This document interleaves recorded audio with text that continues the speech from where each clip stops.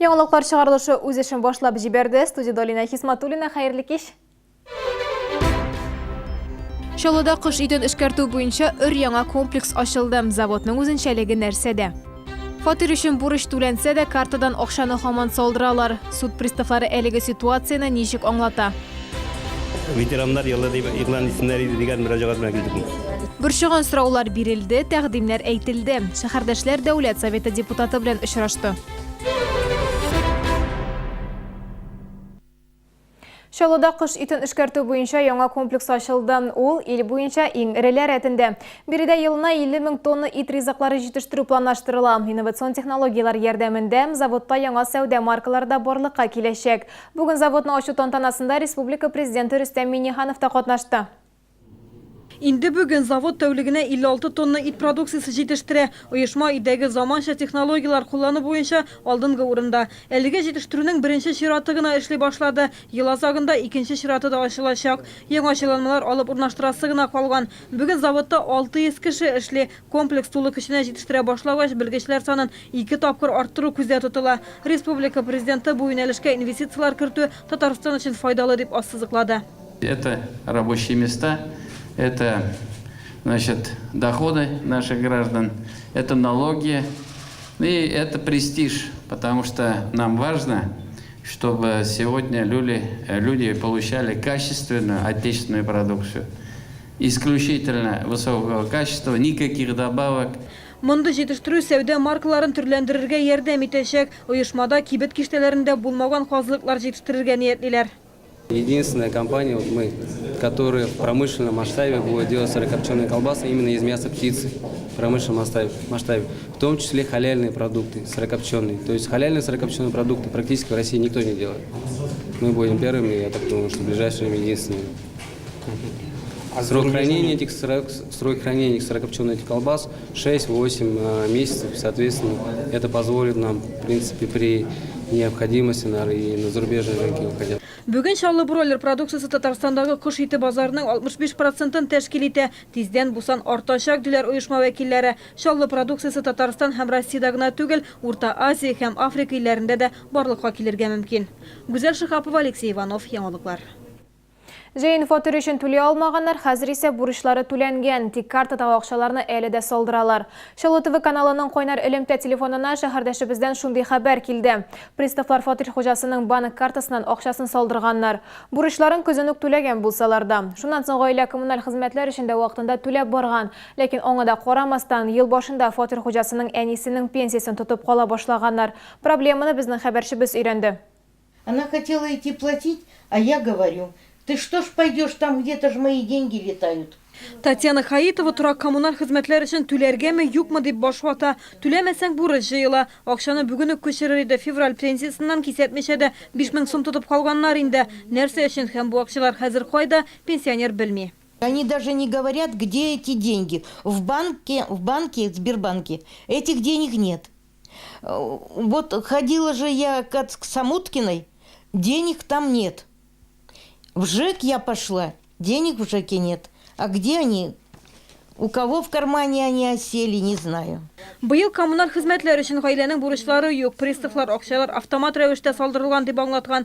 Хаитовларга приставлар эше октябрьдә үк тутатылды дигән белешмә дә биргәннәр. Җәен гаиләдә балаларның берсен мәктәпкә, икенчесен бакчага җыендырганнар. Шул сәбәпле бурычлары барлыкка килгән. Приставлар Татьяна Хаитованың кызының банк картасыннан акча салдыра башлагач кына суд булганлыгын белгәннәр. Она заплатила 5000, и с нее еще сняли с карточки 10 000. Значит, мы уже не должны. Мы уже задолженность погасили и начинаем вот платить так, как положено. Продолжаем платить. Все нормально. Пришел январь месяц, принесли мне пенсию, а пенсию половину принесли. Законсыз рәвештә тотылып калган гыйнвар пенсиясын Татьяна Хаитовага февраль аенда гына яңадан күчергәннәр. Февральдә бу күңелсез хәл янәдән кабатланган. Бу көннәрдә март пенсиясын күчерергә тиешләр, әмма пенсионер бу айның акчасын да тулысынча ала алмам дип уйлый. Дөрес, бу акчаларны шәһәрдәшебезгә яңадан кайтарачаклар, әмма шикәр диабеты белән авыру пенсионерга инде бүген дарулар алырга кирәк. Приставлар сишәмбе көнне аңлатма бирергә вәгъдә итте. Без әлеге проблеманың шишелешен күзәтәчәкбез. Гүзәл Шихапова, Сергей Вильданов, Яңалыклар. Зур күләмдә наркотик таратучы 3 иратка карата бүген шәһәр судында хөкем карары чыгарылды. Алар товарны Чаллы, Әлмәт, Түбән-Кама шәһәрләрендә саткан. Хукук сакчылары наркотик тутырылган пакетларны юл билгеләре баганаларында, электр щитларында, подъездагы тәрәзә рамнары арасында тапкан.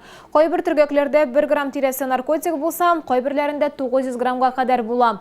Пакетларның кайдалыгын интернет аша хәбәр иткәннәр. Гаепләнүчеләр исә наркотик тарату белән 2015 елдан бирле шөгыльләнгәннәр. Значит, Кацуну Павлу Владимировичу окончательное наказание в виде 15 лет лишения свободы с отбыванием в колонии строгого режима. Меры причинения Кацуну оставить прежним виде заключения по стажу до вступления переговора суда в законную силу. Җинаятьчел төркемнең тагын бер катнашучысын 9 елга, өченчесен 6 елга ирегеннән мәхрүм иттеләр. Хөкем карары буенча 10 тәүлек дәвамында шикаят белдерергә мөмкин, шуннан соң гына ул гамәлгә керәчәк. Бүген Хасан Туфан проспекты тукталышыннан ерак түгел күпер астында юл һәлакәте булды. Мәскәү проспекты буенча хәрәкәт итүче Ford Focus күпер терәбенә бәрелде. Бәхеткә, машинаның үзеннән кала зыян күрүчеләре юк. Шаһидлар сүзләренә караганда, Ford Focus тизлек режимын бозмаган. Километров 60-65, наверное, ехал. Ну, вон гололед там в начале, под мостом. Занесло. Никто не пострадал. КФУның экология факультеты студентлары шәһәрдәге көнкүреш калдыкларының кая ташлануларын үз күзләре белән күрде. Экология министрлыгының КамАБУ идарәсе хезмәткәрләре булачак хезмәттәшләренә бүгенге көндә көнкүреш калдыкларын сортларга бүлү турында сөйләде.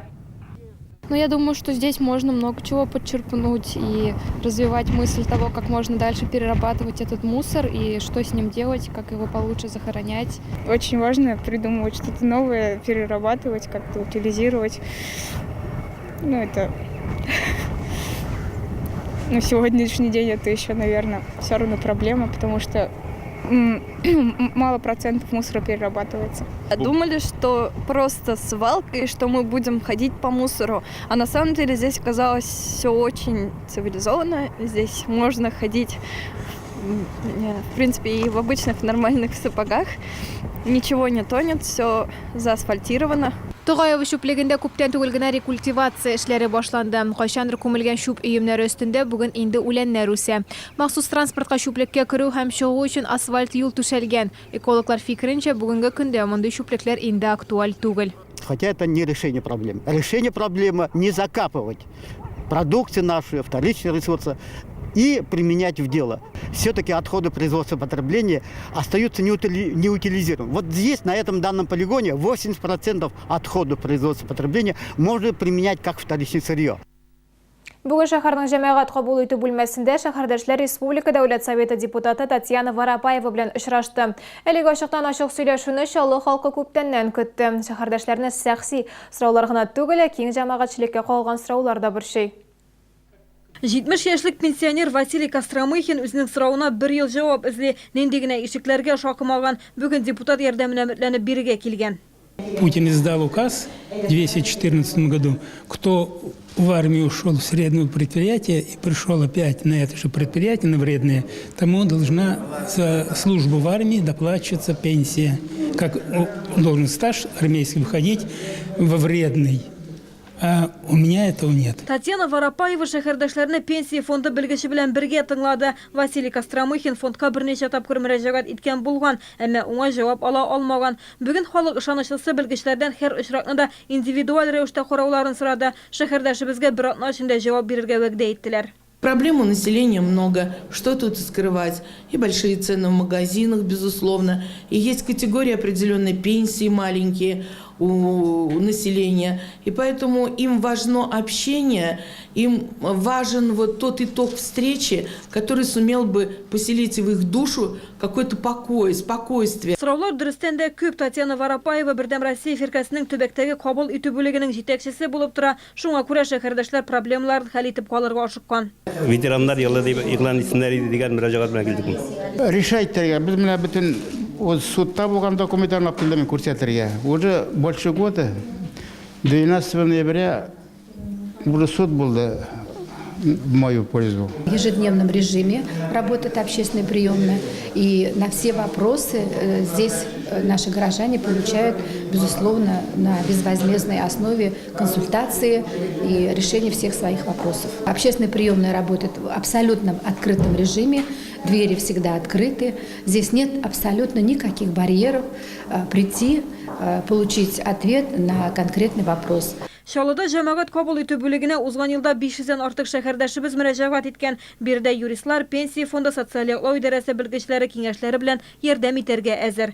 Гүзәл Шихапова, Луиза Сафуанова, Сергей Вильданов, яңалыклар. Иң озон уку чириге дә тәмамланды. 20 марттан Чаллы мәктәп укучылары язгы каникулга чыга. Каникуллар вакытында балалар өчен төрле күңел ачу, ял чаралары уздырылачак. 4нче чирек укулары 28 мартта башлана. Для выпускных классов это будет не просто каникулы, но еще и дополнительно можно будет подготовиться к сдаче выпускных экзаменов. Бу сезгә ишеткерәсе соңгы мәгълүматыбыз иде. Мин Алина Хисматуллина сезгә күңелле яллар теләп сау булашам. Исән-имин булыгыз.